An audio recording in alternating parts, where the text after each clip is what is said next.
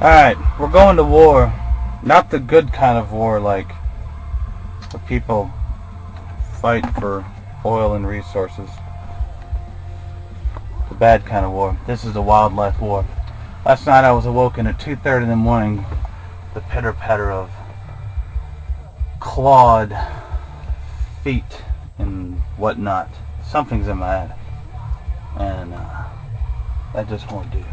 So we're at our local Home Depot here, and we're gonna go check out whatever attic death and destruction devices they may have, and see what kind of hacks we can impose on them. Maybe we could make our own improvised attic devices, an IAD. So we'll see what happens. This will be the attic death and destruction. War has been started. I would call that a blog, I guess. So let's do this thing. Going in.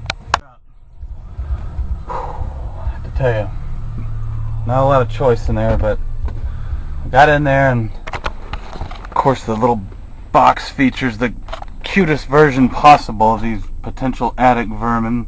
The fluffy squirrel, the fun rabbit, and the rascalish skunk, and the naughty faced little woodchucky thing. So fell for this have a hard thing deal. So here's the deal. Here's how we're gonna fight this. We're gonna give them 48-hour window, of which I'll put some delicious treats inside the no-kill option. Alright? Just in case it's something weird like a gnome or some unknown species of, I don't know, something. If it doesn't take the less cruel option or whatever, we're going in full force. We've got, and like I said, 48 hours. The maximum kill spring tensile strength rat trap from some company. Pro version, mind you, with a massive deadly spring. Got a couple of those. Got some more of those. And this looks like tortuously difficulty. This is actually a glue trap designed for large rats and other ceiling vermin. So that's the nuclear option. Here's the friendly option, complete with the cutest versions possible of these creatures that inhabit said attic. So we're going to go with this option first. Give them a chance. And then we go badass. So it's up to you, ceiling creatures.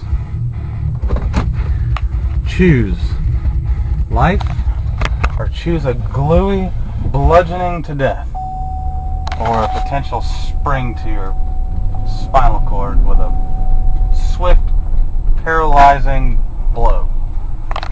So we'll see how this goes. Here's one stop. Old people can't drive at all. Shouldn't have licenses. So yeah, I guess the marketing got to me. Saw the cute versions and went with the have a heart. Have a freaking heart. Have a intersection that makes sense. Alright. So here we go. We'll keep you updated on said progress.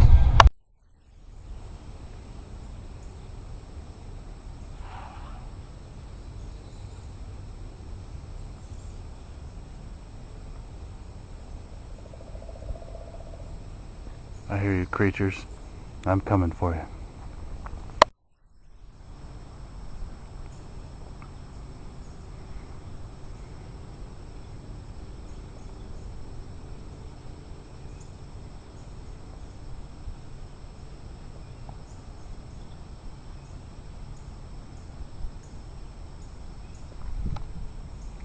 Rascal.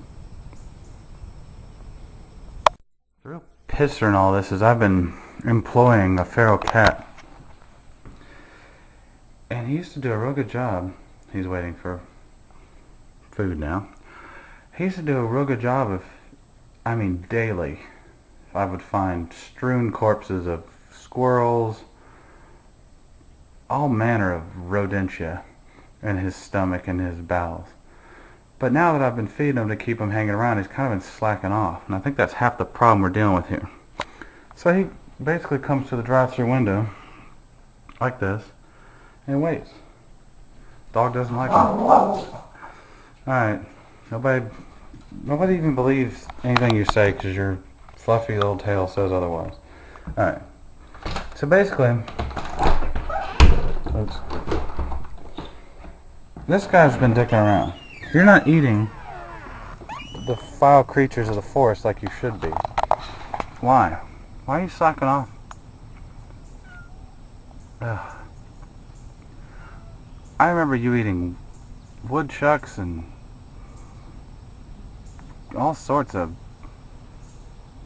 guinea pigs and rabbits, and now all you do is you come up here and eat $38 a pound food. You've gotten lazy, my friend. There's something in the attic, and it should be in your stomach. I'm not happy about this. I had to spend $50 at Home Depot because somebody can't eat rodents anymore. And is lazy and yawning.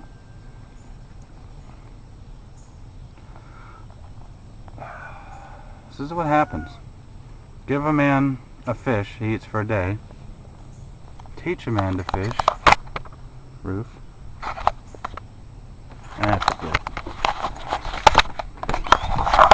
So we gotta do this ourselves. No one else is gonna help us. No one is gonna help us. No one. Look at that. Just eat your liberal media provided food. Alright. We're not gonna get any help from anywhere else. We gotta do this ourselves. Dog, we're going in. It's weird, because this is where I heard the sound across this area last night. That or I imagined the whole thing, but I seriously doubt it. But I don't see any visible entry points, and whatever this was making enough noise to be walking across this board here, and I heard it. Surely something couldn't have been walking across the roof and I heard it. Not from this 18 inches of insulation. But I don't see any visible signs of animal activity, and all the vent screens are fine. So this is really interesting. We're going to do this 2-day trap and see what happens. It's going to really suck if it's one of the Exorcist deals where you hear scratching around the attic and that's where it all starts. Then 2 days later you get possessed by the devil. Damn it. It'd been so much easier if it was just a rodent. But I don't see any rodent-y signs is the thing. Usually they usually just can't shit enough on everything. I don't even see any little nests or anything in all the insulation. It's all pretty stock looking. So I don't know. We're just going to have to lay out our trap here. Set up some cameras. And see what we get. Because I'm telling you, I'm not crazy. I know what I heard. By cracky. I know what I heard.